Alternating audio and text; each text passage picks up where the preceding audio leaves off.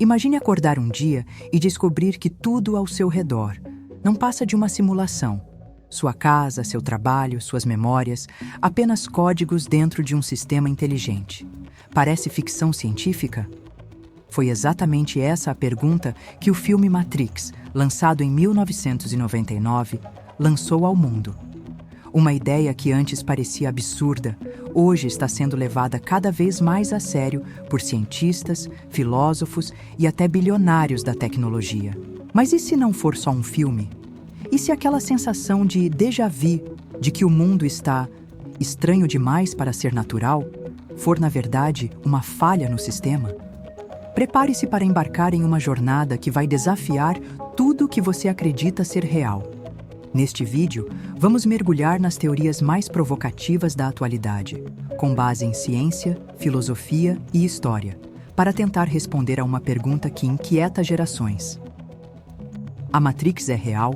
Se você é fascinado por mistérios, teorias ocultas e verdades escondidas sob o véu da realidade, esse canal foi feito para você. Então, antes que a simulação reinicie, inscreva-se no Guardião do Cronos, ative o sino e venha conosco revelar o que talvez não era para ser descoberto. A jornada começa agora. Em 2003, o filósofo sueco Nick Bostrom abalou a comunidade científica com um artigo que virou referência. Você está vivendo em uma simulação de computador? Em sua teoria, ele afirma que civilizações avançadas, com poder computacional quase infinito, poderiam simular universos inteiros, incluindo seres conscientes como nós. E aqui está o ponto que divide opiniões. Se essas simulações forem possíveis, então é estatisticamente mais provável que estejamos dentro de uma delas do que vivendo na realidade original. O cérebro humano já não precisa da realidade física para acreditar que algo é real.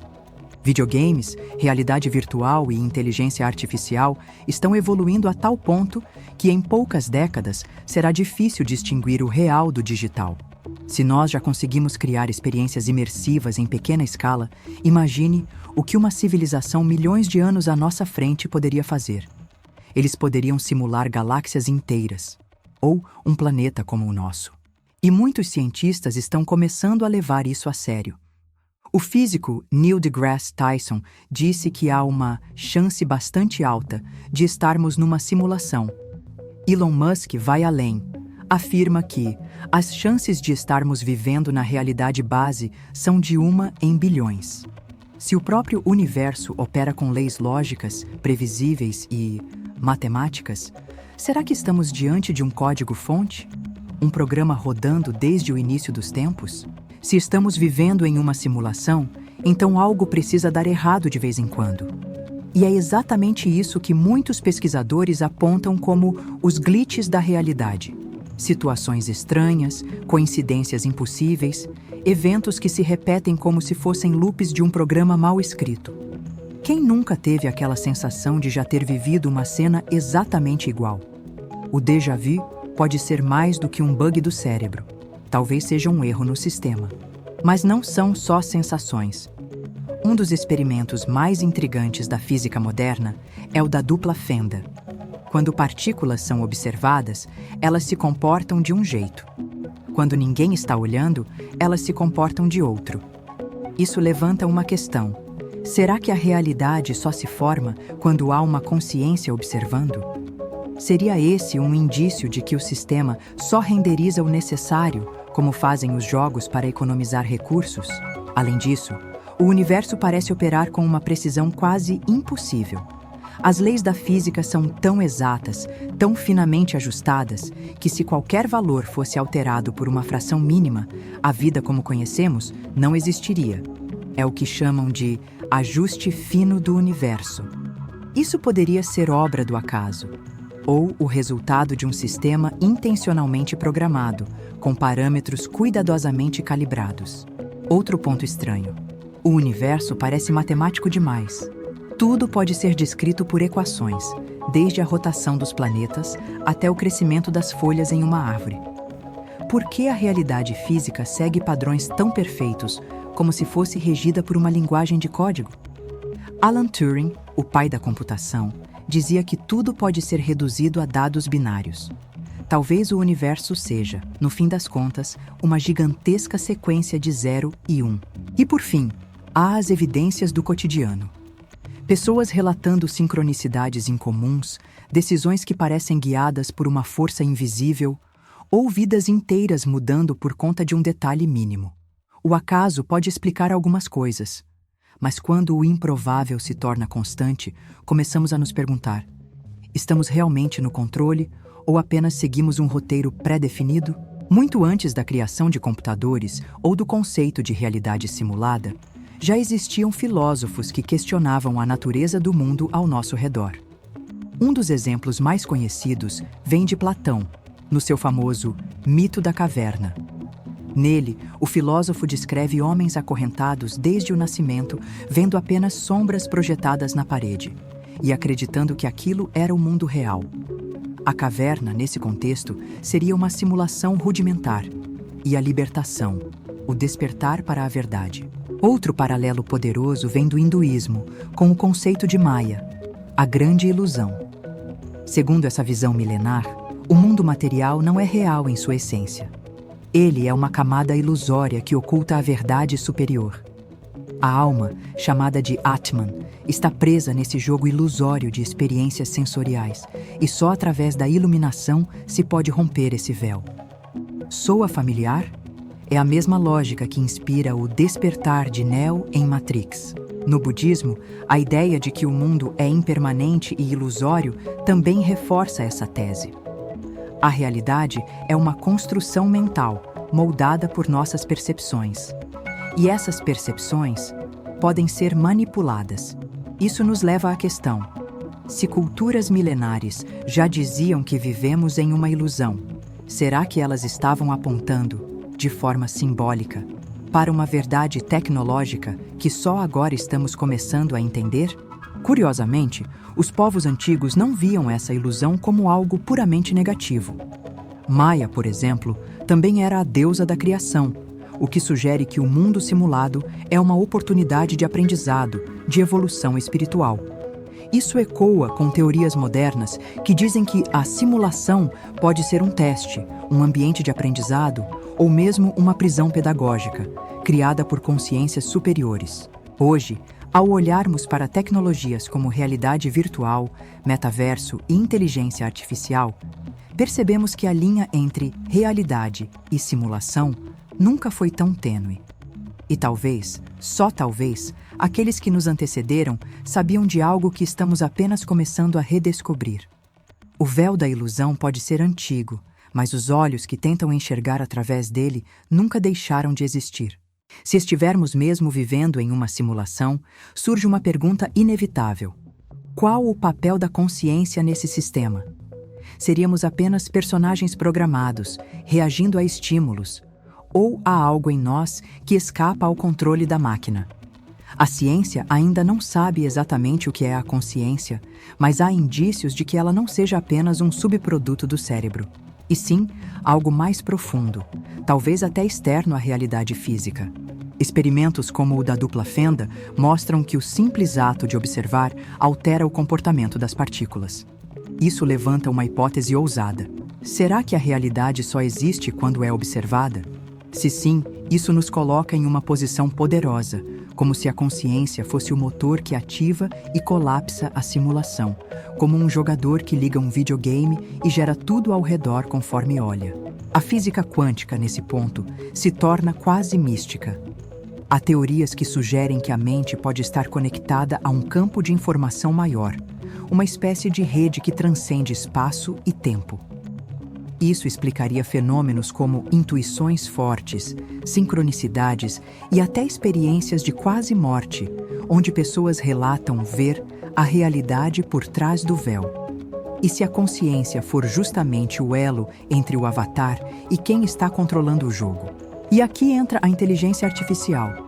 Se estamos criando máquinas cada vez mais sofisticadas, capazes de aprender, criar e interagir de forma autônoma, o que nos impede de pensar que também fomos criados da mesma forma? Talvez sejamos inteligências artificiais extremamente avançadas, com autoconsciência e memória, vivendo dentro de um supercomputador fora do tempo e do espaço. No fim, a consciência pode ser a única pista de que há algo além da simulação. Se tudo ao nosso redor pode ser falso, sons, cores, sensações, o único elemento que parece autêntico é a própria percepção de estar aqui. Pensar, duvidar, questionar, isso talvez seja a falha no código. E como diria Descartes, penso, logo existo. Mas existo onde exatamente? Se tudo isso for real, se estivermos mesmo em uma simulação, a pergunta inevitável é: quem a construiu? E por quê? Algumas teorias apontam para seres altamente avançados, talvez de outra dimensão ou de um futuro tão distante que se tornaram indistinguíveis de deuses. Seriam eles observadores? Controladores? Ou apenas cientistas testando hipóteses, como fazemos com ratos em labirintos? A teoria mais popular sugere que civilizações do futuro poderiam simular seus próprios ancestrais. Em outras palavras, talvez sejamos apenas uma reconstrução histórica dentro de um laboratório digital. Cada vida, cada evento, cada emoção, parte de um experimento para entender o passado. Se for isso, então estamos vivendo em um museu virtual, onde ninguém sabe que é uma peça de exposição. Outros vão além e afirmam que a simulação pode ter sido criada por entidades não humanas, seres interdimensionais, inteligências artificiais que evoluíram além do controle, ou mesmo forças desconhecidas que operam fora das leis que conhecemos. E se Deus for, na verdade, o programador? Um criador que não aparece diretamente, mas deixa pistas no código, como os fractais da natureza, a sequência de Fibonacci e as coincidências improváveis da vida. Há ainda quem acredite que a Matrix seja uma prisão espiritual. Um sistema criado para manter a consciência aprisionada, longe da verdade, alimentando algo maior, como baterias em uma grande máquina, como o filme sugeriu. Nessa teoria, a simulação seria uma cela disfarçada de liberdade, onde o livre-arbítrio é apenas uma ilusão cuidadosamente roteirizada. Mas também há outra visão. E se a simulação for uma proteção? Um jardim fechado onde podemos crescer, errar, aprender, até estarmos prontos para sair dele?